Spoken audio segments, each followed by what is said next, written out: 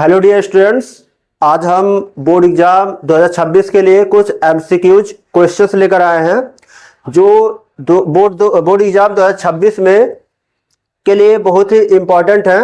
ऐसे ही MCQs session भी कराएंगे और डिस्क्रिप्टिव क्वेश्चन का भी सेशन कराएंगे, तो आप लोग देखना ना भूलिए, क्योंकि अगर आप इन वीडियोज को देखते हैं तो बोर्ड एग्जाम में 70 आउट ऑफ 70 ला सकते हैं, लेकिन पूरा वीडियो जरूर देखिएगा। तो चलिए स्टार्ट करते हैं। The maximum number of tangent drawn from an external point two a circle will be. कहा जा रहा है कि एक सर्किल है, सर्किल के बाहर एक एक्सटर्नल पॉइंट दिया गया है, इससे कितने टेंजेंट्स ड्रा किए जा सकते हैं। तो आपको पहले टेंजेंट्स के बारे में बता दें, टेंजेंट्स क्या होते हैं। तो अगर कोई सा भी लाइन सर्किल के एक पॉइंट पे, सर्किल के सर्कमफ्रेंस पर एक पॉइंट पे टच करता है, उसे हम लोग टेंजेंट्स कहते हैं। तो अगर एक एक्सटर्नल पॉइंट दिया गया है तो हम एक ऐसे बना सकते हैं और एक ऐसे बना सकते हैं। तो इसका मतलब ये हुआ कि अगर कोई सा भी एक्सटर्नल पॉइंट दिया रहेगा, उससे हम कितने टेंजेंट ड्रा कर सकते हैं, ओनली 1 2, एक ऐसे और एक इस तरह से। तो इसका ऑप्शन क्या सही हो जाएगा, बी सही हो जाएगा। दूसरा क्वेश्चन हमारे पास है, the distance of point 7,3 from Y axis will B.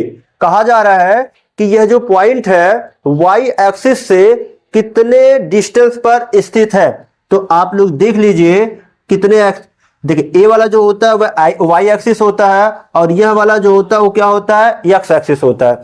Point दिया गया 7,3, तो 7 जो होता है पहले उसको बोला जाता है एब्सिसा बोला जाता है, जो बाद वाला रहता है उसे ऑर्डिनेट बोला जाता है।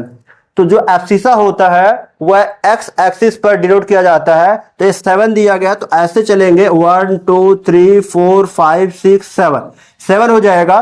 उसके बाद अगर ये माइनस में रहता है तो हम नीचे की तरफ जाते हैं, और अगर यह प्लस में रहता है तो ऊपर की तरफ जाएंगे। तो ऐसे 1 पॉइंट 2 पॉइंट 3 पॉइंट, तो ये आपका हो जाएगा 7,3। पूछा गया है वाई एक्सिस से कितने डिस्टेंस पर है, तो वाई एक्सिस यह होता है, तो वाई एक्सिस से कितने डिस्टेंस पर होगा, 7। कितने, 7 यूनिट। तो इसका आंसर राइट क्या हो जाएगा, 7। एक बात और सुनिए, अगर इसका शॉर्टकट सुन लीजिए, अगर कभी भी पूछा जाएगा वाई एक्सिस से, तो वाई एक्सिस वाले को छोड़ दीजिए, जो ऑर्डिनेट रहेगा उसको छोड़ दीजिएगा, जो एब्सिसा रहेगा वही आपका आंसर हो जाएगा। और इसमें और भी एक महत्वपूर्ण बात बता दें आप सभी को कि इसमें देखिए, अगर माइनस में रहेगा तभी हम आंसर प्लस में लिखेंगे, क्योंकि आप फिजिक्स में पढ़ते हैं distance can never be negative, so distance हमेशा पॉजिटिव रहेगा। तो अगर ये -7 भी दिया रहता तभी हम क्या लगाते, +7 लगाते। आइए हम लोग थर्ड क्वेश्चन देखते हैं। थर्ड क्वेश्चन दिया गया है, P sin theta is equal to Q cos theta, then the value of cosec theta will be. आपको एक दिया गया है और आपको cosec थीटा का वैल्यू पूछा गया है। तो यहां पर क्या हो जाएगा, P को इधर करेंगे, cos को इधर करेंगे, तो हमारे पास मिलेगा क्या, sin theta upon cos theta is equal to Q हो जाएगा, Q बाई क्या, P को इधर करेंगे तो Q बाई P हो जाएगा। sin theta upon cos theta is equal to क्या होता है, tan थीटा होता है। क्या होता है, tan theta is equal to Q by P। We know that tan theta is equal to P by B, P by B, P by B। P perpendicular, B base होता है। तो यहां पर क्या है, हम इसको लगाएंगे, इसको थीटा मान लिए, तो थीटा के सामने परपेंडिकुलर होता है, परपेंडिकुलर का वैल्यू Q है, तो ये आपका Q हो जाएगा, और बेस का वैल्यू P है, तो क्या हो जाएगा, P हो जाएगा। पाइथागोरस थ्योरम के द्वारा हम H फाइंड आउट करेंगे, तो क्या होता है, H is equal to root में P square plus B square. P का वैल्यू आपको दिया गया Q, यानी Q स्क्वायर प्लस B का वैल्यू दिया गया P, तो P स्क्वायर हो जाएगा, यानी H इज इक्वल टू हो जाएगा रूट में Q square plus P square. उसके बाद हमको पता करना है cosec थीटा का वैल्यू, तो cosec theta is equal to होता है H बाई P होता है। तो H का वैल्यू हमने निकाला है, क्या निकाला है, रूट में Q square plus P square, और P का वैल्यू दिया है, P का वैल्यू हमारे पास दिया है Q, तो राइट आंसर हो जाएगा रूट में Q square plus P square upon Q. इसका मतलब हमारा पहला आंसर सही है। इसको हम बिना सॉल्व किए हुए कर सकते थे, किस तरह से, आइए हम देखते हैं। हमको पता है कि tan theta is equal to P by B होता है और कॉसेक थीटा निकालना है, एच बाई पी निकालना है।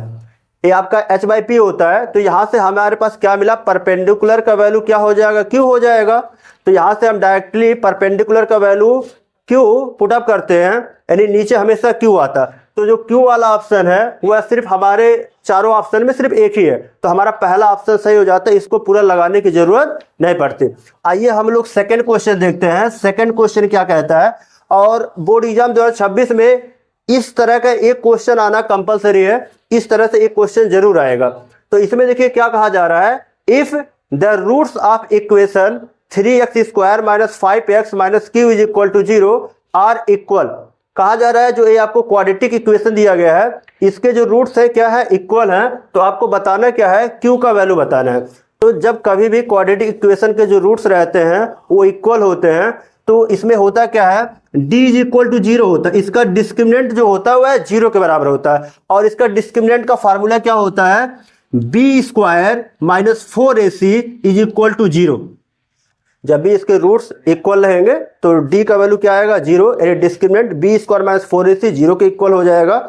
इसको हम कंपेयर करेंगे ax square B X plus C से, तो हमारे पास a का वैल्यू मिलेगा, a का वैल्यू 3 हो जाएगा, b का वैल्यू माइनस 5 हो जाएगा और c का वैल्यू माइनस q हो जाएगा। तो पुटअप करते हैं, तो b का वैल्यू है माइनस 5, तो माइनस 5 का स्क्वायर हो जाएगा माइनस 4 इंटू ए का वैल्यू आपका 3 हो जाएगा और सी का वैल्यू आपके पास क्या हो जाएगा, माइनस का क्यू हो जाएगा is equal to 0। After that minus 5 का स्क्वायर 25 हो जाएगा, माइनस माइनस प्लस हो जाएगा, अब 4 3 जा 12 हो जाएगा, 12 क्यू इज इक्वल टू 0। उसके बाद 25 इज इक्वल टू प्लस है तो उधर जाएगा तो माइनस 12 क्यू हो जाएगा, और हमको क्यू का वैल्यू चाहिए तो माइनस 12 उधर है तो इसको इधर लेकर आएंगे, तो 25 upon minus 12 is equal to Q हो जाएगा। तो जिस भी ऑप्शन में 25 अपान माइनस 12 होगा वह ऑप्शन सही हो जाएगा। तो इस तरह से दिख रहा है हमारा पहला ऑप्शन है, तो हमारा पहला ऑप्शन सही हो जाएगा। तो आइए हम क्वेश्चन नंबर 5 की बात करते हैं। क्वेश्चन नंबर 5 क्या कह रहा है, the 11th term of the AP minus 62 minus 59 7 comma 10 will be. कह रहा है AP आपको दिया गया है, आपका इसका बताना है 11th टर्म बताना है। तो आपको पता है कि जब किसी भी टर्म को निकालना होता है तो उसका फार्मूला जो होता है वह आपका होता है an is equal to a plus n minus 1 d होता है। तो इसमें हमको क्या पता है, हमको 11 टर्म निकालना है तो n का वैल्यू 11 हो जाएगा। ए फाइंड आउट करना है तो ए क्या होता है, किसी भी एपी का जो फर्स्ट टर्म होता है वह क्या होता है, ए होता है। तो हमारे पास ए का वैल्यू आपके पास हो जाएगा माइनस 62 हो जाएगा। उसके बाद हमको डी चाहिए, डी क्या होता है, कॉमन डिफरेंस होता है। कॉमन डिफरेंस निकालने के लिए किसी भी टर्म में से उसके जस्ट पहले वाले टर्म को सब्ट्रैक्ट कर देते हैं। तो माइनस 59 में से माइनस 62 सब्ट्रैक्ट करेंगे तो हमारे पास क्या आएगा, माइनस 59 माइनस माइनस प्लस 62 हो जाएगा, तो हमारे पास 3 आ जाएगा, यानी डी का वैल्यू क्या हो जाएगा, 3 हो जाएगा। तो हम 11th टर्म फाइंड आउट करते हैं। तो A11 इज इक्वल टू, ए का वैल्यू है आपके पास माइनस 62 हो जाएगा, प्लस हो जाएगा, एन का वैल्यू पुटअप करेंगे 11, 11 में से 1 जाएगा 10 बचेगा, तो 10 इंटू डी का वैल्यू 3 है, तो माइनस 62 अब प्लस 10 3 जा 30, माइनस 62 में से 30 को ऐड करेंगे तो हमारे पास माइनस 32 आंसर आ जाएगा। तो इस प्रकार हमारा बी वाला ऑप्शन सही है।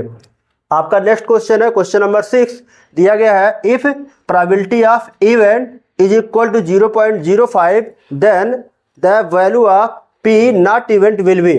आपको दिया गया किसी भी इवेंट की होने की प्रोबेबिलिटी दी गई है और आपसे पूछा गया है किसी भी इवेंट की न होने की प्रोबेबिलिटी बताइए। तो we know that the sum of event plus not event is 1।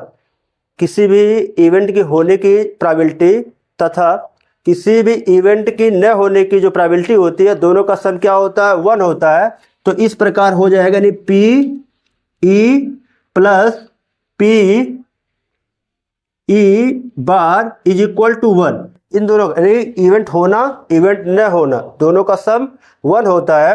तो इसमें इवेंट होने की प्रोबेबिलिटी दी गई है 0.05 plus P E bar is equal to 1, ये प्लस में है तो उधर ले जाएंगे माइनस में हो जाएगा, तो P E bar is equal to 1 minus 0.05, subtract करने पे हमारे पास आएगा 0.95।